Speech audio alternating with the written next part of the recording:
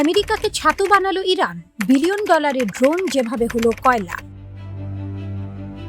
ইরানের অবিশ্বাস্য রণকৌশল। মহাশক্তিধর যুক্তরাষ্ট্রকে তাদের নিজেদের অস্ত্র দিয়েই খাঁচায় বন্দী করার দুঃসাহস অতীতে খুব কম দেশই দেখিয়েছে, কিন্তু ইরান সেটা করে দেখিয়েছে, তাও আবার অভিনব কায়দায়। ওয়াশিংটনের অহংকার তাদের অত্যাধুনিক ফ্লাইং কিলিং মেশিন খ্যাত ড্রোন বহরকে কার্যত কচু কাটা করেছে আইআরজিসি। ডোনাল্ড ট্রাম্পের হোয়াইট হাউস যখন দাবি করছে তারা ইরানের সামরিক মেরুদণ্ড ভেঙে দিয়েছে, ঠিক তখনই খোদ মার্কিন পেন্টাগনের কপালে দুশ্চিন্তার ভাঁজ।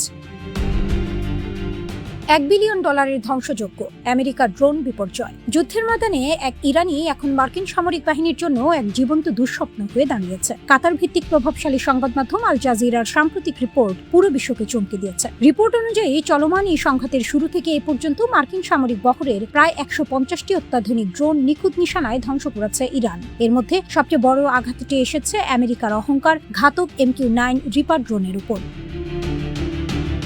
মোট ধ্বংসপ্রাপ্ত ড্রোন 150টি, শুধুমাত্র MQ-9 ড্রোন ধ্বংস 30টি। এক একটি MQ এর মূল্য প্রায় 34 মিলিয়ন মার্কিন ডলার। যুক্তরাষ্ট্রের মোট আর্থিক ক্ষতি ন্যূনতম $1 বিলিয়ন মার্কিন ডলার। ইরান শুধু নিজের আকাশসীমা পাহারা দিয়ে ক্ষান্ত হয়নি, তারা মার্কিন আগ্রাসনের উৎস মূলেই আঘাত হেনেছে। পাল্টা প্রতিরোধে মধ্যপ্রাচ্যে থাকা যুক্তরাষ্ট্রের কমপক্ষে 21টি সামরিক ঘাঁটি মাটির সাথে মিশিয়ে দিয়েছে আইআরজিসি। কুয়েত, বাহরাইন এবং জর্ডানে থাকা মার্কিন সামরিক অবকাঠামোগুলো এখন তেহরানের ক্ষেপণাস্ত্রের নিয়মিত টার্গেট। বিশেষ করে সম্প্রতি কুয়েতে অবস্থিত মার্কিনীদের প্রধান সামরিক হাব গুড়িয়ে দিয়েছে ইরান। এই KZL হাবটি ছিল মূলত মার্কিন সেন্ট্রাল কমান্ডের লাইফলাইন, যেখান থেকে পুরো মধ্যপ্রাচ্যের মার্কিন ঘাঁটিগুলোতে অস্ত্র ও গোলাবারুদ সরবরাহ করা হতো। এই প্রধান সরবরাহ চেইনটি ভেঙে যাওয়ায় মধ্যপ্রাচ্যে মার্কিন সেনারা এখন চরম রসদ সংকটে ও মনস্তাত্ত্বিক চাপে ভুগছে। আরাশ-ই-কামাঙ্গির, আমেরিকার অহংকার ভাঙার নেপথ্য জাদুকর। আমেরিকার মূল চালিকা শক্তি ছিল তাদের দূরপাল্লার এবং রাডার ফাঁকি দিতে সক্ষম ছায়া শিকারী ড্রোনগুলো, কিন্তু কোন সেই অদৃশ্য শক্তি যা রাডারের চোখ এড়িয়ে যাওয়া মার্কিন ড্রোনগুলোকে পাখির মতো গুলি করে নামাচ্ছে?